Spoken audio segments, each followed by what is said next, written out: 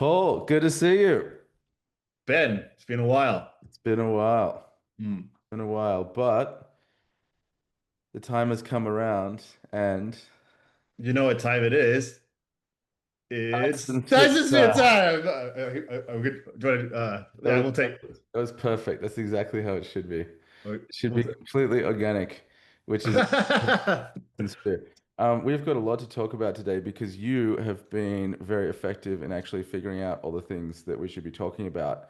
And I've come in at the very last minute with a couple of little things that I thought we might just kick off with before we get into your amazing slew of news around how we can actually get this Dyson sphere happening with huge amounts of progress from SpaceX, progress towards the moon, Hmm. uh, things happening, US military and rocket lab. There's just a lot going on. Hmm.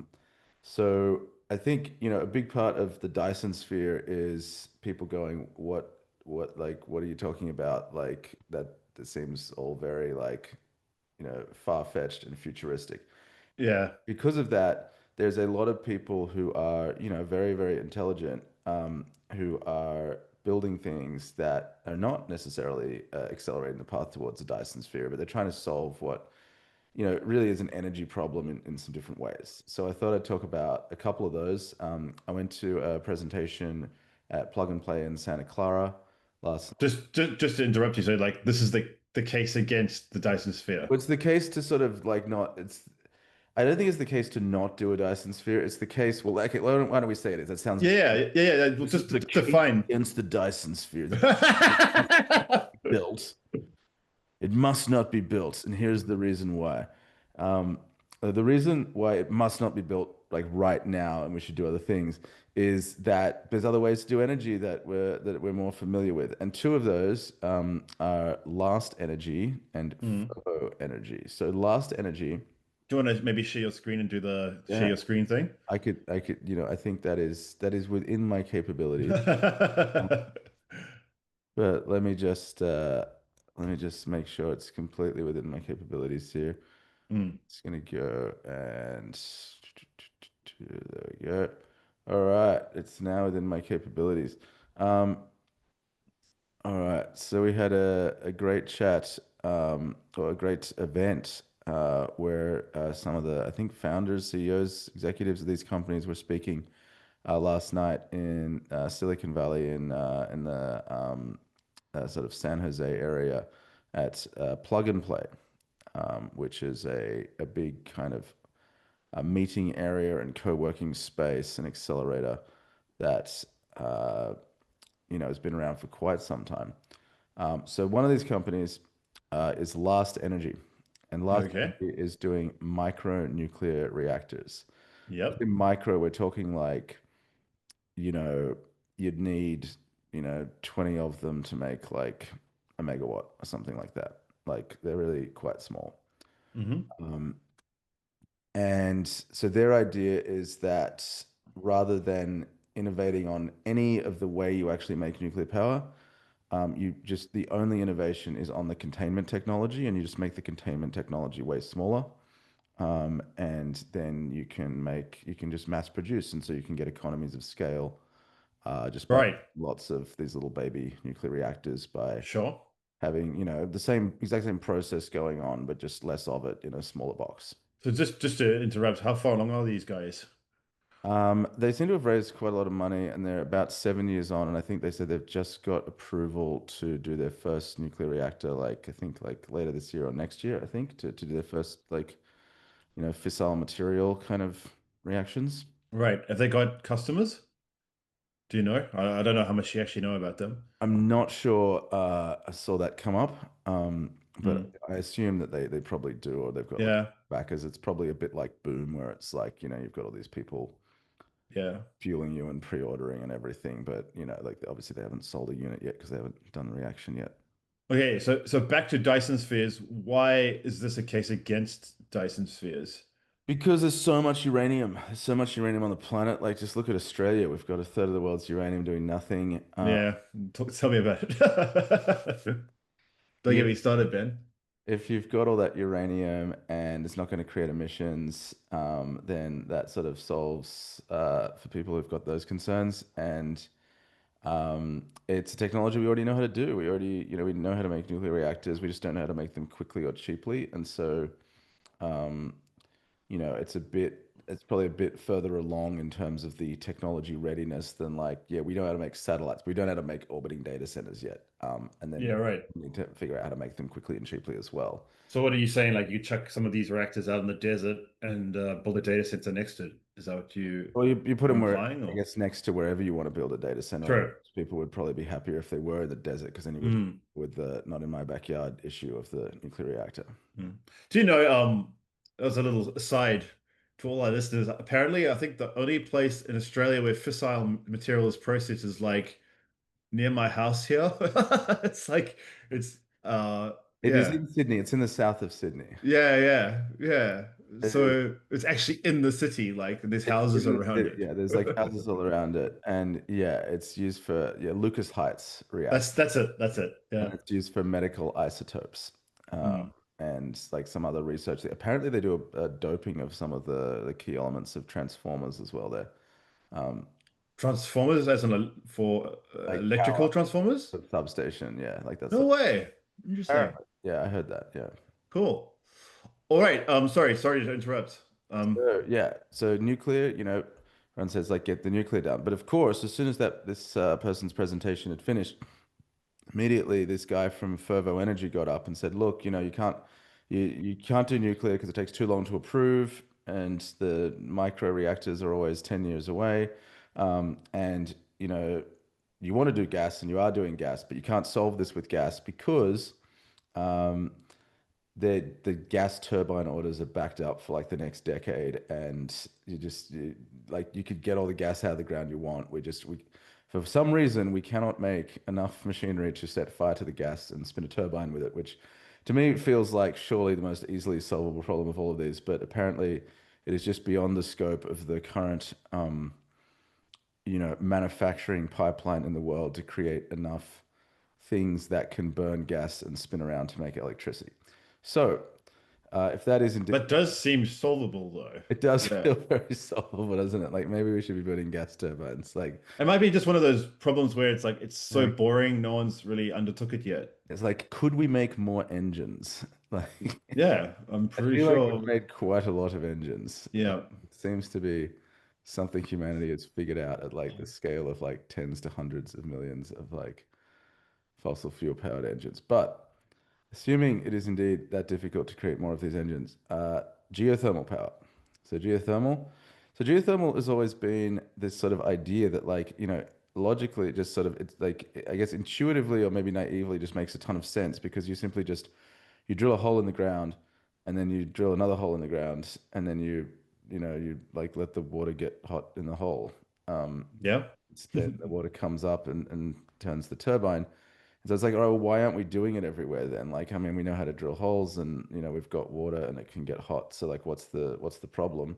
I don't know. Maybe these water turbines are much easier to source. The steam turbines are far easier to source than the gas turbines. Maybe that's the play here. Um, and it's renewable, so that will make some people happy as well. Um, but it seems like, and I didn't get too much into why their technology is so much more feasible than all the other geothermal technologies. But, from what I've heard of the other geothermal techs are that, finding a good spot to drill and making sure you can get enough water down there and then it's actually going to come up where you want it to, and there's enough space in there for it to get hot enough, and the energy required to kind of drill the whole thing in the first place and the logistical difficulty with drilling it and then being able to, like, it's just a lot harder uh, than people might think. And even though it seems like you can sort of stick a straw in the ground anywhere, there's sort of oil or gas and get plenty of oil or gas out of it. The idea of then, pouring water into that cavity, and I guess, it could be a lot deeper as well, and then having it come up as steam is, it's not impossible. Obviously, people have done it, but it's apparently they've done it in all the places where it's easy to do it. Yeah. Yeah, I know New Zealand has done a lot around geothermal. Coming back to these guys. Uh, yeah, I mean, it's not really an area I'm very familiar with, but I mean, one thing came to mind as you're talking, Ben, which is the case against the case for against Dyson spheres, Yes. Yeah, which that's is definitely one that which I feel more comfortable advocating for. so just to go against what you're saying, yeah, eventually the Earth will cool down in a billion years. Billion- So yes, I know. That's largely the argument that my son makes to me about the need for space exploration. Yeah. But I feel like that's, maybe not the most pressing argument. Uh, Fair. yeah, look, I think, the real case against the Dyson sphere for me, uh, like, let's just get it done. Let's just go and put all the brains. Like, and I don't have any problem with you doing, coal and gas and oil and nuclear and wind and solar and anything else that's easy to do on Earth today. What I have a problem with is like our greatest scientific minds focusing on that when they could be focusing on the Dyson sphere. That's really what I have a problem with. So I think we should do all of these things. I just wish these people who are coming up with these new ways of doing nuclear and new ways of doing this and new ways of doing that would just go, look, no, look, just leave that to people who already know how to do it and just go and work on the new stuff, which is what you have all the news on for us today, Paul. Great segue there, Ben. 10 points. So I think so let's start off with obviously there's a lot of negative news in the media this week, but one of the reasons I love space is it's very forward and sort of swept under the rug of all that negativity. There's a lot of progress made this week in the space sector. Um, just bring the article up. So, first and foremost, SpaceX, the darling child of the space industry at the moment, has made a lot of progress this week. Um, Something that doesn't get talked about a lot anymore because we've kind of just taken it for granted is Falcon. Their Falcon 9, their workhorse of SpaceX at the moment. And there's been a few Falcon 9, that again is their rocket, uh, sort of um, records that have been broken this week. The first of which was one of their boosters achieved 30 reflights. So let's share that. Do you Um, want me to pull that up? I've got it here. yeah, sure, please. Yeah, so in a nutshell, we SpaceX was the first company to really pioneer reusability as a company commercially, and yeah, 30 reflights of the same booster is quite a significant milestone. One single piece of hardware has been reused 30 times. It's They it's must be saving a lot of money. it's pretty incredible. So, obviously, Mm, there's going to be, one of the things they don't sort of, I think, totally disclose is how much of the hardware is the same. Now we know there's like crush cores in the legs that need to be replaced. Um, are of those, is it the same?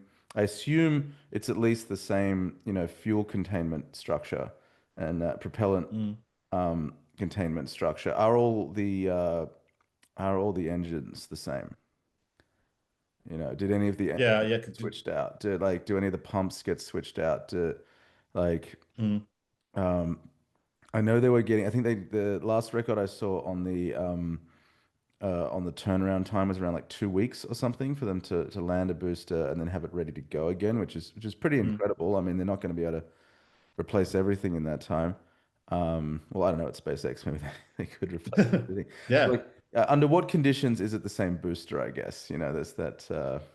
yeah, Too sure. many parts to replace before it's not the same booster. But I think a lot of it is going to be in common, and it is very exciting. It's like that is very serious, and bodes very well. This is, and again, it might even be worth doing an episode sometime, Ben, on Falcon 9. I know like it's been talked about a lot, but I think people have for so much news around Starship and the Starship program. it's kind of stolen the thunder of Falcon, I think, because uh, y- I think the community's kind of forgotten that Falcon 9 is still state of the art. Like it is, the design's incredible. It's the biggest rocket you could design that can be transported around on a truck, and and and it has all these extra things baked into it to just make it such a like commercially kick-ass rocket, that can fly 30 times into space repeatedly. Yeah, Uh I mean the Falcon 9, industry is basically the entire value of SpaceX, like it's mm, like what's the yeah, latest yeah, like half a true. billion or something. So like Falcon 9 as a product is like worth $500 billion. Yeah, it's a pillar of the whole company. I've never really thought about it that way, but that's so true. And it's like without it, Starlink is not, Starlink's not happening, and Starlink is now the revenue stream, like the majority revenue stream of the company. So, and it's only possible because of this transportation device, which Yeah, is this Falcon 9, this pillar, and again, if we didn't have Falcon 9 and Starlink, Starship would be nowhere, it wouldn't be able to stand on top of both of these two systems' success.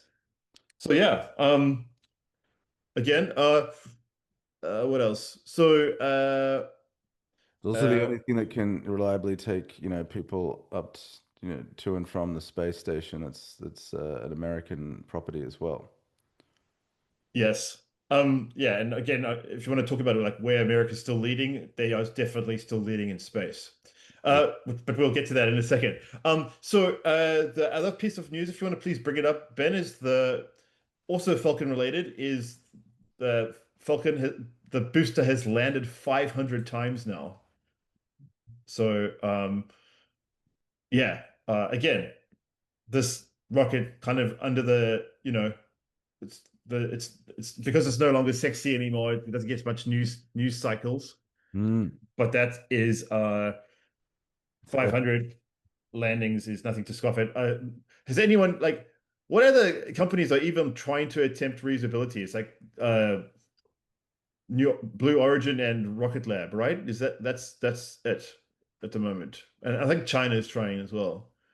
Yeah. Um, I but mean, like, another way of looking at that is that SpaceX has 500 free rockets.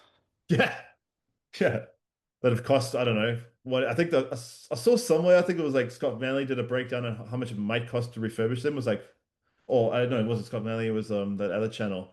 It's like 4.5 million or something. Yeah, do you know, like, are they making any more Falcons?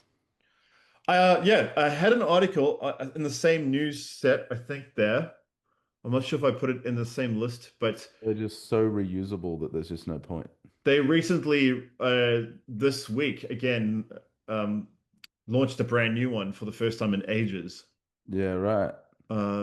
Sorry, it's not on the news thing that I shared with you. It's because they're doing what, like 100 something launches a year, and if it's like a big deal that they've actually launched a new one, that's just indicative of how Successful it is. yeah, and how little they need to spend on this program, right, relative to any other.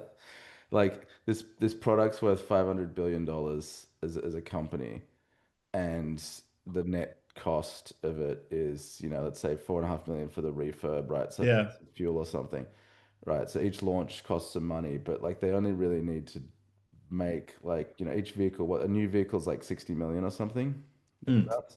mm. What they've got to make like one a year or something. So you got to make one $60 million vehicle a year in order to have a company that's worth 500 billion. Like that's pretty good like The number. ma Yeah, the math is good. The math is in the favor of SpaceX.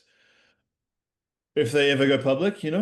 Um, right. So, Oh, well, that's the other bit of news. mm, Yeah, the spectrum. So like yes. there's been some Go, people saying that the way that you get into SpaceX is you buy stock in the spectrum.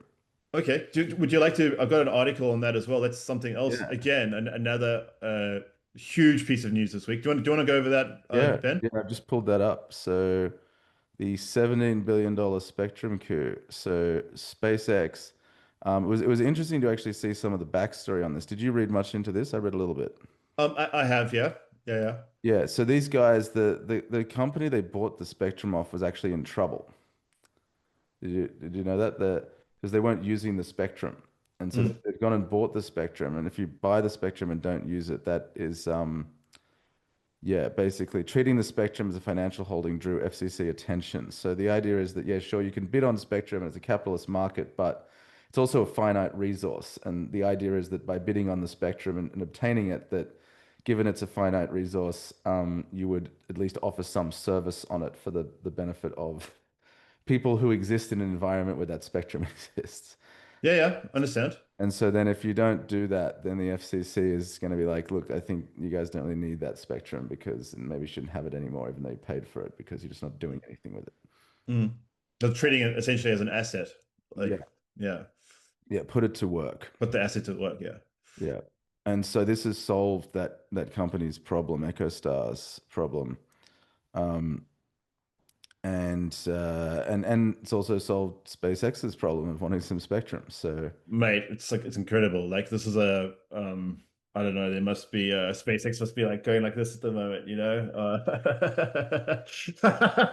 Uh I just yeah, I mean I'm all for it. Uh, uh, I mean it will potentially cement their position as a monopoly, but there are many other people that own Spectrum too. One thing I did wonder about all of this is so obviously the FCC is really big in America and dict and lots of people follow suit in the Western world, but how is Spectrum managed globally? Like where I'm going with this is, yeah, if you got to buy SpaceX it in every country. yeah, if SpaceX buys this Spectrum in the States, does China care? Probably not.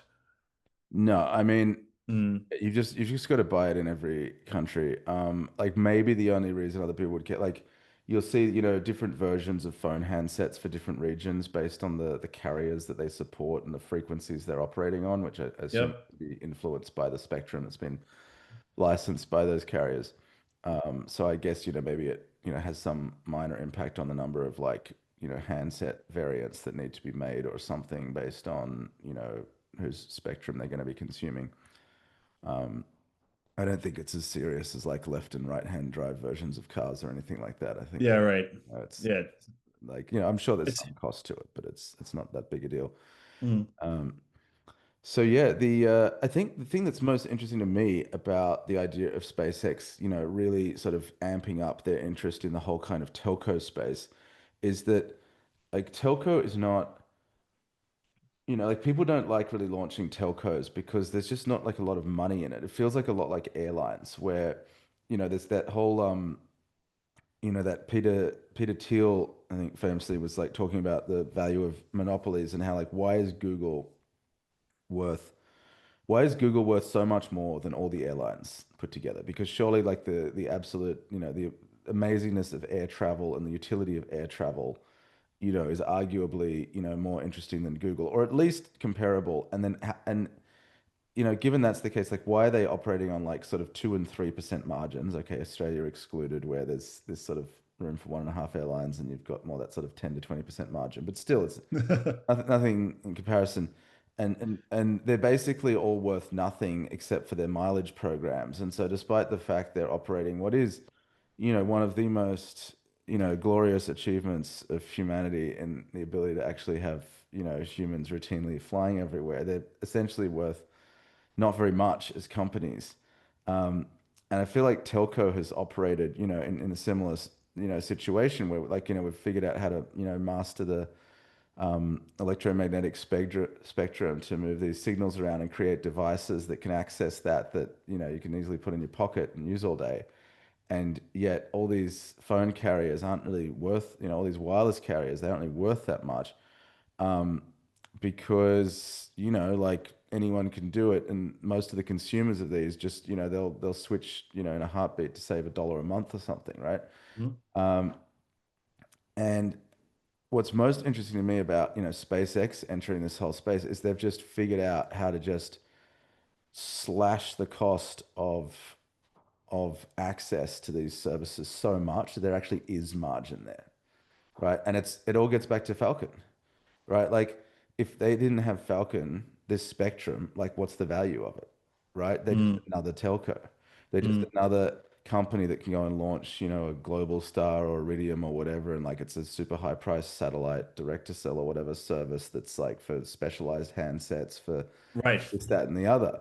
But it's this force multiplier on their ability to, revolutionize what is like backhaul and what is an Yeah. accurate wave to access telecommunications. And so, unless someone else can create this vertically integrated, method of delivering backhaul, then they can go and price their stuff, similar or maybe even a bit more because it works in more places than all these other telco providers Mm. and have huge margins. And whereas the telcos are still going to be, eking out these low percentage margins. Yeah, and I guess that the margin, the delta is I think you put your finger on it just before, which is Iridium. If you got to connect to one of those networks now with a satellite phone, it costs a lot of money. Yeah. Um, but if you want to just use a low Earth orbit constellation doing something very similar, um, And it's very complex. Like I've, been getting into a bit of, snow sports with my son, and I was like, how do we stay in touch on the ski field? And I went and looked up all these different technologies, and it's so complicated, right? So if you're not going to use cellular to that, if you're going to use radio, every country you go to, different licensing, different radio bands, different regulations. You're not even the radios that work in Australia, you're not even necessarily allowed to take to Japan or to New mm, Zealand or to Europe or to mm, the US. And you have to like pull all the batteries out and put a letter with like, it's just so complicated. And so you're like, okay, well, right. So, and then you want something high power enough that you could actually access each other across the screen. That's not going to work. All right. So what do you like? You basically just got to go back to cellular, and then if you're in, and then you've got to hope you've got a roaming plan that's going to work, and is that even going to sort of work on the field properly? So I think the opportunity here to ease, access to telecommunications in environments that aren't even like, really that harsh, to be honest, like not like mm, really extreme environments. There's not a, like there, you're still going to need some regular sort of cellular towers, I assume, because I mm. don't know how you get the signal out of buildings. Exactly, yeah, Like, exactly. Or like underground when you're on the train or something. Yeah. yeah. Mm. So you're going to need some infrastructure, but it's, maybe that's where, you keep getting more Starlinks around and maybe the Starlink base stations become the cell infrastructure. It would be cool to see a Tesla phone or something like that also in the future. Um, Mm. yeah, and then also sort of segueing back to the SpaceX news from this week, they launched this year they've launched 2,000 Starlink satellites, and we were in September. Like, I don't know. Yeah, rewind a couple of years ago, I would never, I wouldn't have believed this. So it's they're just knocking it out of the park. Like, and the fact that all this news is sort of like underground at the moment, it's like not really even being talked about. That just that again almost is a demonstration of their success. When something becomes like routine, that just means they're winning. Um, yeah. So I guess that's probably like the vast majority of it. Um, but let's move on now to I guess. You've seen this one, Paul? Oh, what's the That's Starlink. I saw an animation made by a YouTuber like a few years ago. I didn't. It's just this must be like the same thing, but they've gone and This is actually the live positional data of it. yeah, that's incredible, eh?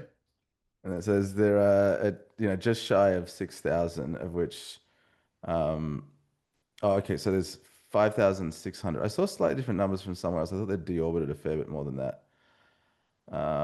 And they're at 188 gigabytes a second of capacity. Um, yeah, which is actually not that much. I don't know.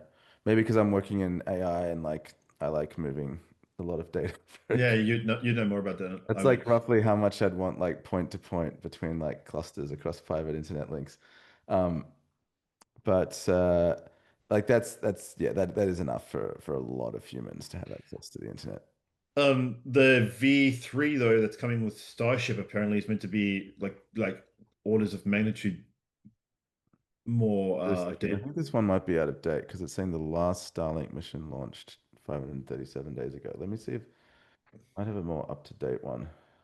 Mm. I love the Starlink satellites in orbit over the poles though. I think that's just so cool. Like Yes. yeah, it's just so cool. Like I'm sure there's not that many customers up there, and just for them to have that capability is incredible. Yeah. Well, it's they lap around, right? So these guys over the poles, they're coming down Yeah. like this. Polar orbit, yeah. Yeah. What is the total Starlink count? Uh, okay, there are yeah. So this one's out of date. Sorry. Um, yeah, there's 9,600 launched with 7,500 operational. Where are you getting that news from? That is Google AI. But that was closer to what I remember. Yeah, it sounds more, given that 2000 was launched this year alone. Yeah. So here's another map that I've seen. I was trying to see if I can like isolate that to just Starlink, but I don't think Cool. it did that for me. Um, yeah. Well, they all seem to be Starlink, but I'm pretty sure if I clicked on any of them, they'd be Starlink. Yeah, It's that's probably a high chance of that, isn't there? a bit of a challenge to find anything else. Hmm. Uh, If aliens ever rock up on Earth in I don't know 300 years time, they'll probably just think that Starlink is the primary. uh, Here they are, just floating over us. There's a few about. Yeah. Be too many. Oh, there's the direct Yeah. one.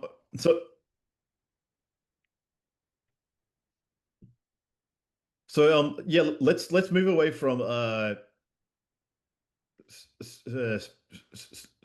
and SpaceX. Another big news item this week that sort of again went under the radar. There was a bit of talk about it last week, but this week was the race back to the moon. And one major milestone that sort of didn't get mentioned at all was the Chinese test fired Long March 10. So Long March 10 um, is their Long March 5, I believe, is the rocket they currently are using to go to their space station. But Long March 10 is there's a Indian Times article there, Ben. Um, but yeah, Long March 10 is their essentially their moon rocket. Yeah, this is the one.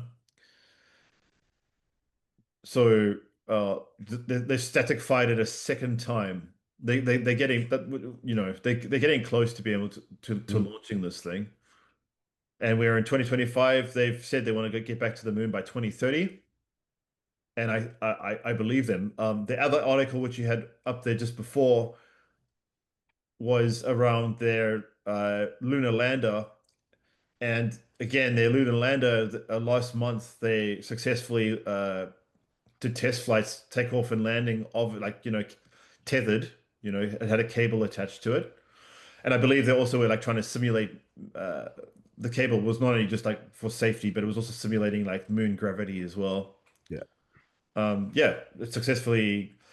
And right now, why this is important is, and I'd love to hear your opinion on this. Is NASA doesn't have a moon lander, so um, Well, I think the question is like what are we going to do with the moon lander? And like this sort of looks, I don't know. I mean, like this looks like something that could land on the moon, but like yeah, it uh, does. what could it allow you to do that Yeah, right. So on the moon onto land.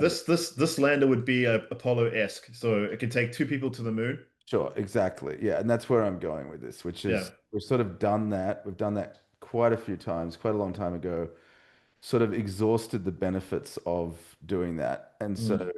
to benefit from the moon, which I know you're very excited about, Paul, I know you're a big moon proponent. I love Mars too, don't get me wrong. Sure. Um, I I, just think the I moon's like think right there. It's 2 days away or whatever. Three I think days. you would, yes, and I think you would agree that in order to make the moon interesting and worth returning to and worth that something more substantial than this would need to be what ends up on the moon. And Mhm. it's hard to imagine there being much value in America going, yeah, but we're going to beat them with another one of these. It's like, okay, like, sure.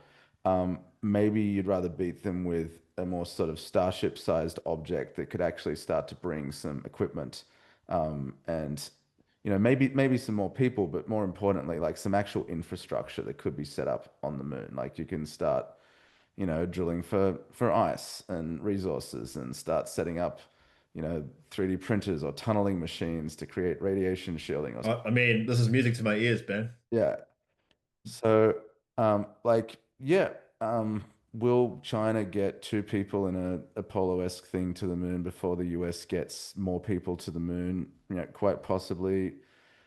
I'd be much more concerned and interested if it was, China gets a Starship or at least a significantly larger object with Mm. factory components in it or some components of a permanent moon base or something like that.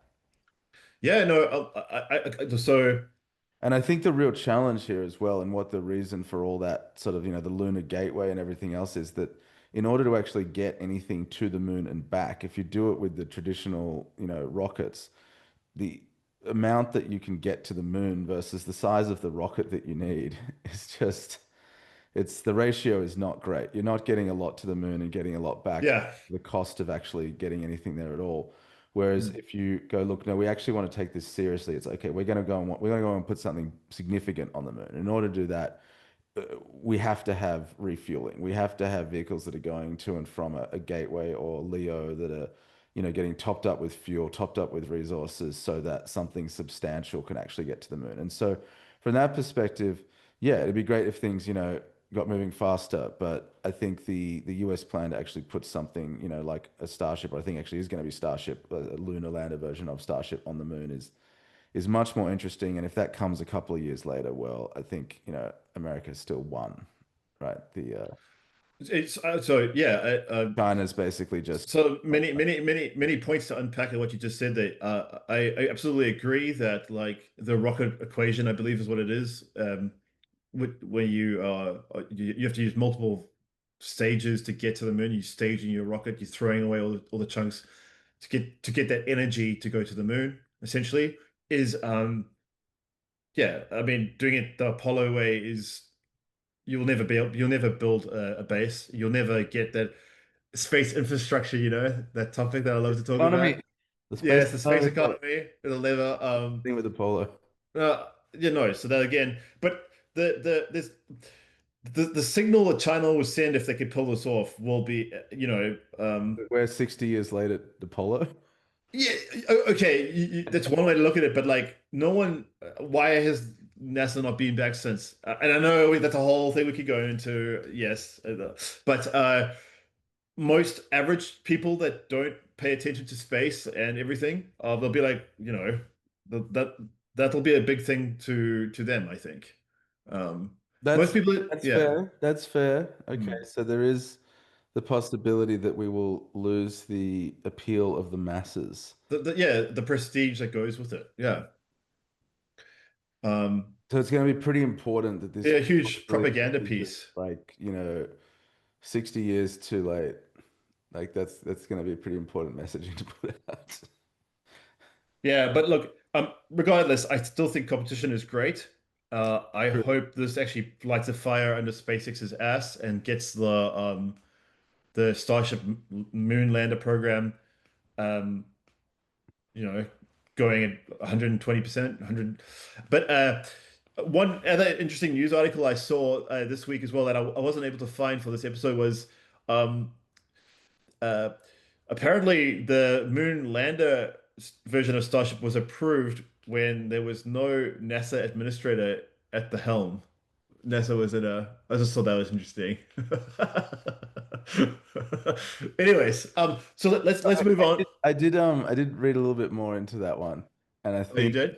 yeah. Mm. So I think, like, to say there was no, so the person who was actually in charge of approving it was, and maybe wasn't it something like we even went over like last one where the guy who was complaining most was the about this was the former administrator who's now working at, you know, a SpaceX competitor, but the person who actually approved it was someone he'd appointed anyway. So who was sort of standing in for the role before someone got there. So, and I think with a lot of these things as well, like like they don't get approved like overnight. It's not like No. there was no NASA administrator for, you know, a week or 3 months or 9 months or a year or whatever it was, and then you know, Mm. SpaceX like popped up out of nowhere and said, "Hey, I reckon you should give us billions of dollars to make this thing go to the moon." And they're like, "Sure, sounds great." Right? Like this would have been in, you know, conversation and discussion and reviews and reports for, you know, years, if not decades. And so it's sort of more like it just got up to like that stage of the process. That's look, you know, I didn't look at it too clear, but that's like generally anything government like this, like nothing moves that fast. Mm. Maybe Mm. I'm speaking out of turn there. I don't know. I think yeah, I don't know if it had to go to Congress. I don't, yeah, I'd have to like do some more, I don't know, ChatGPTing or Geminiing to figure it out. But yeah, Well, I think the budget would have had to have been approved by Congress, but that could have been approved years before, or you mm. know, and they were just then making the vendor selection. I just look, all I really care about is that I would love to see it Starship land on the moon. And like you said, if you can deliver 100 tons or 20 tons, whatever it ends up being, some big number, you could do some cool stuff. You could take modularized mini nuclear reactors, you know? That'll be sick. That'll You be could do really cool. geothermal on the moon. Yeah, who needs it? Yeah, yeah. Geothermal. Yeah. Apparently the moon does still have some volcanic stuff going on. All right, so just to some other stuff I found this week was an article around something called the Space Development Agency. So Speaking of what we should make on the moon, did we talk about my idea on the aluminium and the solid boosters? go then, go. All right. All right. So the moon is the perfect resource for solid rocket booster manufacturing. Hmm. Yeah. So I was looking at, you know, what, like, because the main problem, right? Like, so and you know, this is, you know, being looked at in the context of SpaceX, you know, and re-entering and excuse me, Starship and the difficulty with the heat shields and all that. And I was like, you know, trying to bleed off some velocity to make that more comfortable. And but I'm also just interested, you know, very much so in like how we actually get, you know, better speed point to point transport in space. Because like I get there's like this the current active problem is how to get up to Leo and back again efficiently, and I get that. But I'm really more interested in like how do we get, you know, to different places in the solar system? How do we get to Mars? Um, how do we move resources around? Like, what is this actual like sort of solar system logistics situation going to look like? Hmm. And particularly for technologies that would help with that and also help with you know, the hardest place to get to and from in the solar system, which is from Earth's surface to low Earth orbit. So are there Hmm. any technologies that can help with that and also help with moving around the solar system? And so that's where, you know, a lot of those ideas around the electromagnetic rings and that sort of thing came from, the sort of mass driver style and Hmm. Hmm. gun style things came from. But then also, you know, what's it going to take to get a refueling depot going in Leo? And if you're talking about making a refueling depot out of, you know, methane or something like that, um, or even hydrogen, you're not going to get that from the moon. So, because they don't, It's very limited. Yeah, you need water. yeah, it's yeah, and they don't have the hydrogen source. Even though hydrogen is incredibly abundant, you know, pretty much everywhere in the solar system, the moon is not a great place for it. and Mm. it makes it, so you can't then synthesize this methane, and you can't make, liquid hydrogen as a fuel. But what the moon does have a lot of is oxygen and aluminium, or aluminum for our American friends. And you can make solid rocket fuel out of oxygen and aluminium. Hmm. And solid rocket boosters are like sort of they're basically just fire, like they're the most like low tech part of like the entire sort of rocketry Hmm. industry. Like, Hmm. so you make a funnel and then you get some propellant and you set fire to it and you can't even turn it off. Like it's pretty, it's pretty basic stuff. But if you can make them on the moon, then now you've got, a source of delta V that is not stuck on Earth's surface, right? You're Which, not dependent on Earth's surface. Yeah. yeah, and I Resupply. think, Yeah. that's pretty interesting for doing stuff in the solar system, to be able to go and, and it's much easier to get off the moon. Like, you could use some of these to get off the moon. Yeah, they're not like super precise, but like, you can make them on the moon. So, I don't know. Like you probably could make them super precise if you could get the purity up. yeah, or like just figure out. I think the main problem is like being able to kind of turn them off. Like, you can't. Yeah. Well, yeah. I mean, that's the downside. Once you light them, they go. Yeah. Yeah, It would but be maybe if worth. you keep aiming them, maybe if you spin them around in real time, that's sort of the almost the equivalent of being able to turn them off, because you can like, when they stop, more or less, or you just sort of fine tune the final position with some ion drives or something. Yeah, I don't know. Like, yeah, like you're saying. So you have like 80% of your delta V from your aluminium, and then you have 20% liquid just to make sure to get it precise. Yeah, Um, but yeah, I think the space shuttle's booster rockets were aluminium or something, aluminium oxide something. really. Yeah, I think so. There you go. Looking after the environment as they go into space. That's it. The reason that I think they were like it was so white is that's aluminium. But yeah, it would be worth studying the that actually as part of the. Do you want to also talk about your idea just briefly while we're on this topic about the Starship heat shield solving the problem with Yeah, aluminium rockets? yeah. So Starship, look, fully and rapidly reusable, right? Like that is Yeah. the goal. And the idea is that eventually these heat tiles are going to get figured out well enough that it is fully and rapidly reusable. And there's just some sort of intuitive skepticism I have about this, just due to the temperatures involved. And, coming back from Mars, it's going to be even worse, because you're going to be looking at 11 kilometers a second instead of 8 kilometers a second. And, And it's people, and the fragility of the heat shield itself. Like you take it to Mars, it's going to like be on Mars for 2 years or something. yeah, Yeah. yeah, and it's got to undergo, landing there, and then, and that's not going to be a picnic either, because the atmosphere is incredibly thin there, so it's gonna, you know, the deceleration there, and like that's going to be a whole nother sort of project. And yeah, all the storms and everything. I don't know how accurate the Martian movie is, but I assume there's some dust storms and lightning and things Mm. like that going on there. So, uh, yeah, I guess I don't know. Maybe those ones never land again. Maybe they just come back to Leo and there's like a person and equipment transit or something. Yeah. Yeah. That's how it works. Um, but it does feel like the most brutal force that a rocket encounters is re-entry with atmospheric braking. That really seems to be like the highest. Like they talk about, max Q on takeoff and everything. Like, it seems pretty clear the rockets are fine going through max Q and coming back and taking another crack. It's just, have they been engineered to sustain that pressure and that sort of thing? Like, Yeah.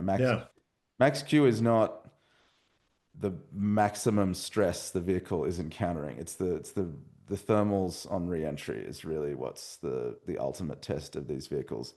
And um, I'm really interested in ways that could be, reduced. Like, so far, most of the technology has been around mitigating that with the heat shields and everything, but they just, I don't know. Look, I hope they prove me wrong, because it's going to be a lot simpler if they can get these heat tiles working. But, if they can't, and if it's this sort of ongoing issue of these heat tile maintenance, and like every time they make a little modification to this little angle and that little angle on the rocket, there's another curve that can have like, all that heat sort of lick around it and everything.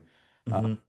Plasma, I guess, is what's going around it, then it just feels like it would all be a lot easier if we could just slow the ship down so that it was exposed to, let's say, maybe even half or less of the speed, and therefore like a tenth of the temperature.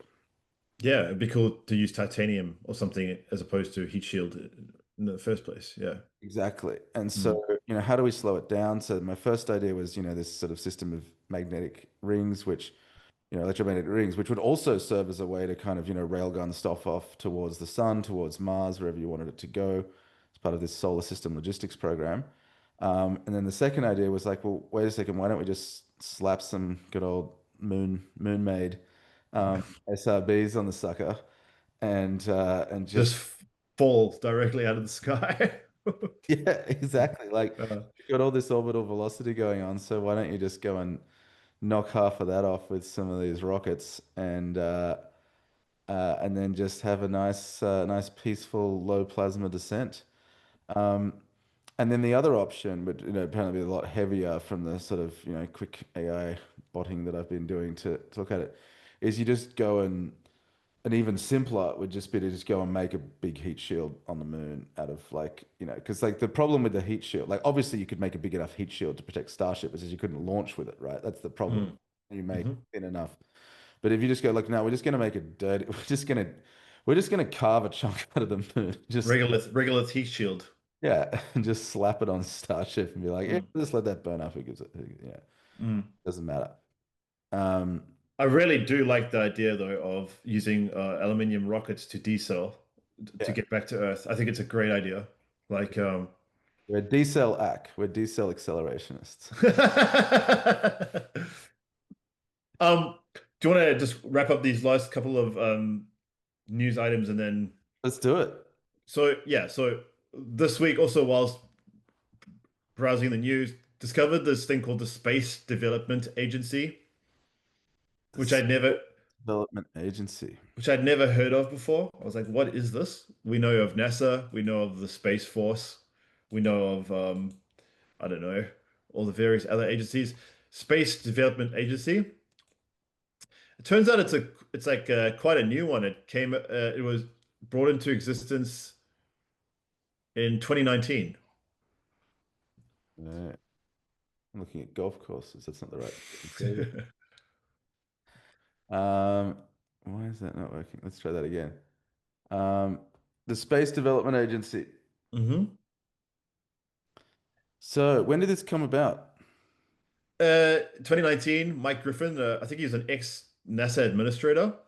Just reading through this article earlier before this podcast, apparently he was involved in the 1980s Star Wars program, Oh, yeah. SDI, Strategic Defense Initiative. Brilliant Pebbles. Yeah. So obviously, Mike Griffin got this idea in his head back then, and again, coming back to the discussion around Falcon 9. Mm. Falcon 9 it's essentially enabled the Space Development Agency.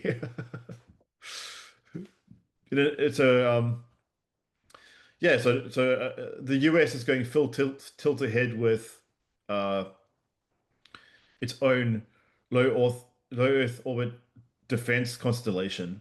I'm not exactly sure. I didn't read what satellites they're going to be putting up, but yeah, 1,000 satellites. That's no small number. This is their private Starlink, right? Yeah, but it's Like, I mean, like literally, like that's again, what, like like, so under the radar. This no, I haven't heard many people talking about this.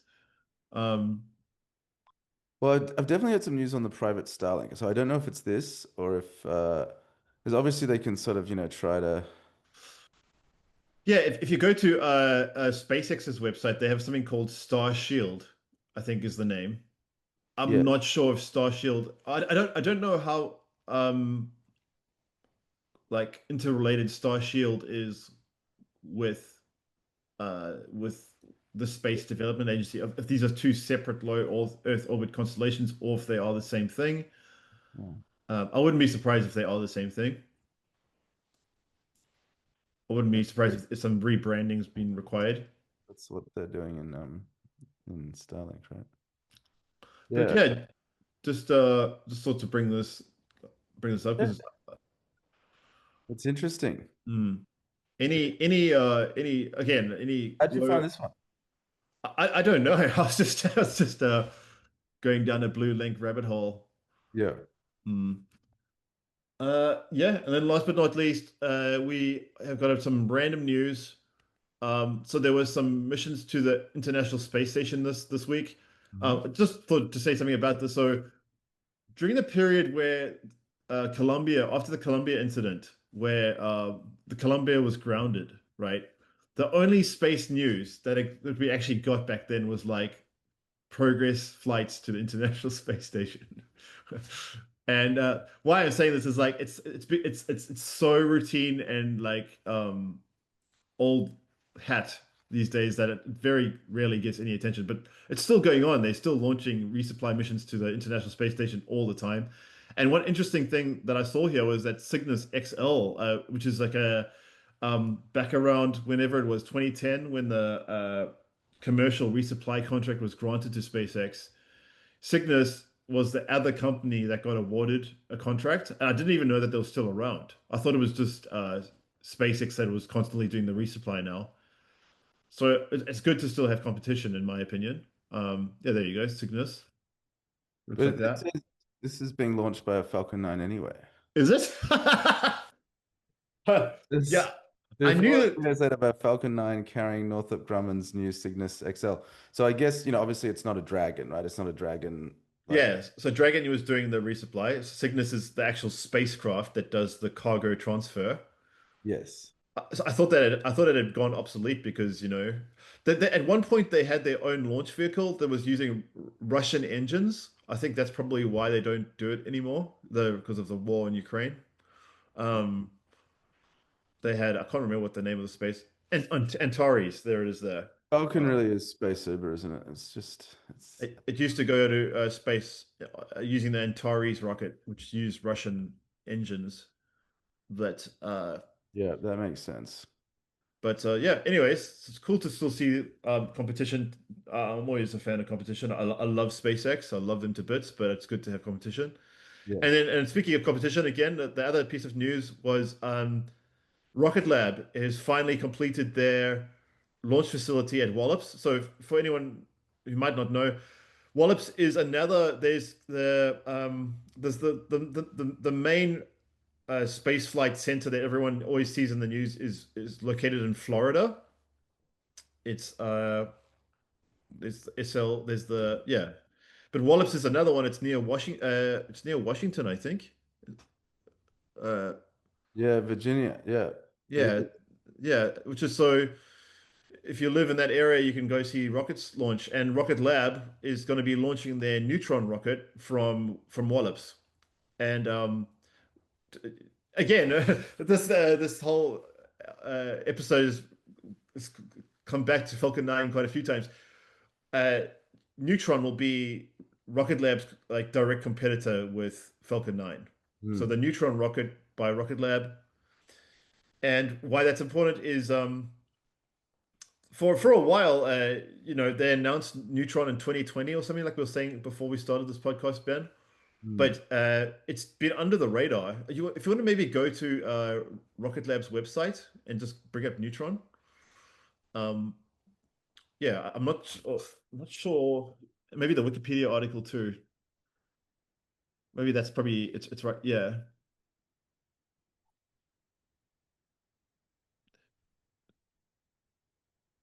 But yeah, this is again some direct competition to SpaceX. Um, on this article, they also mentioned that they've secured they will be launching constellations as the primary target. Again, coming back to the name of this podcast, the Dyson Sphere podcast, constellations Uh, has a lot to do with I think that. what's interesting about this and Mm. gives it a lot of promise is that it's kind of like a Falcon 1.5 in some ways Yeah, that's a good way to frame it. Yeah. because it's got some characteristics of Starship in that it's significantly more reusable with the integrated fairings. Mm. Um, and it's also using methane as the fuel. Hmm. But payload wise, it's definitely less. It's actually a bit under a Falcon 9.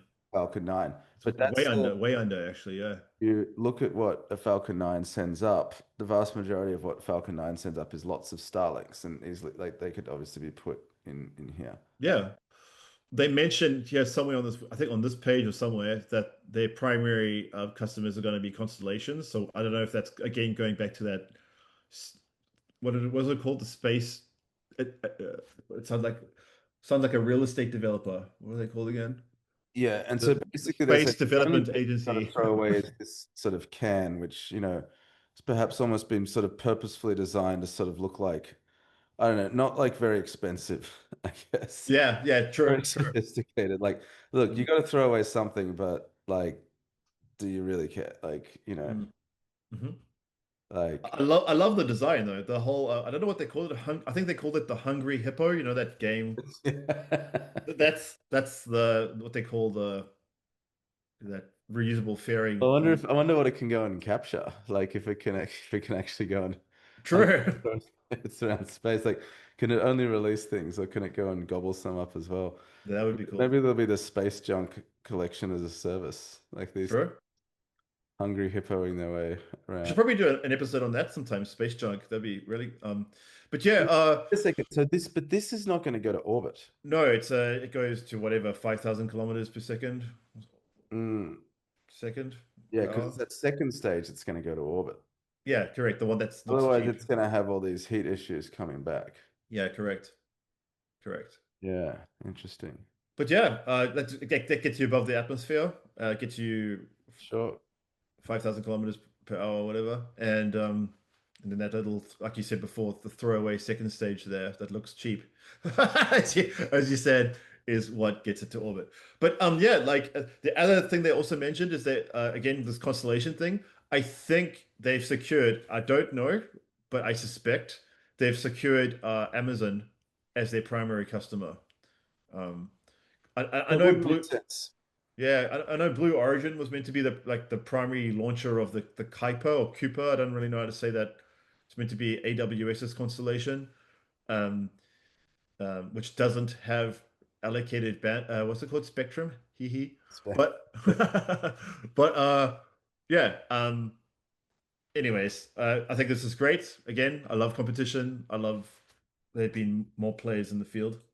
And then the last piece of big news was the Life on Mars signature, which again, a huge piece of news, but unfortunately, due to the news cycle this week, didn't get much press.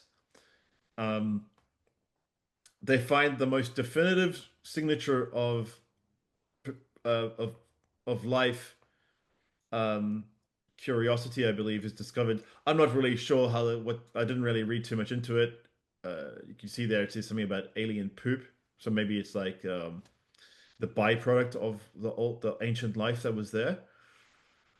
Yes. But but I mean, something worth discussing here is just like maybe life is actually very common in the universe, and that advanced life like we have on Earth is rare. Yeah, well, there's, some theories like how did the, original sort of molecular structures that made life possible kind of arrive? And um, there's some thoughts that, they possibly, arrived by sort of this effective or came about by this effective kind of just a lot of lightning kind of stirring up a lot of stuff. Yeah, the old like yeah. And the other thoughts are that, they, came about from somewhere else and arrived on an asteroid. And maybe one of these asteroids landed on Mars and had a little bit of microbial activity for a while. Hmm. Mm. Or like it could have been come from Earth even. So like some we had an impact with Earth. A rock from Earth flies out through space and then lands on Mars, and then you know. Yeah, maybe they'll find some dinosaur stuff from the Hmm. But I don't know. I think that's freaking cool. Um, I'm really looking forward to the mission to, is it Europa? Yes. Yes. Yeah, that'll be. I think it's like only gonna get there in 10 years or something from now, Yes. but that'll be super cool. Yeah, we'll Oh, have we'll have what's it called? We'll have found life on Europa before GTA 6 or something.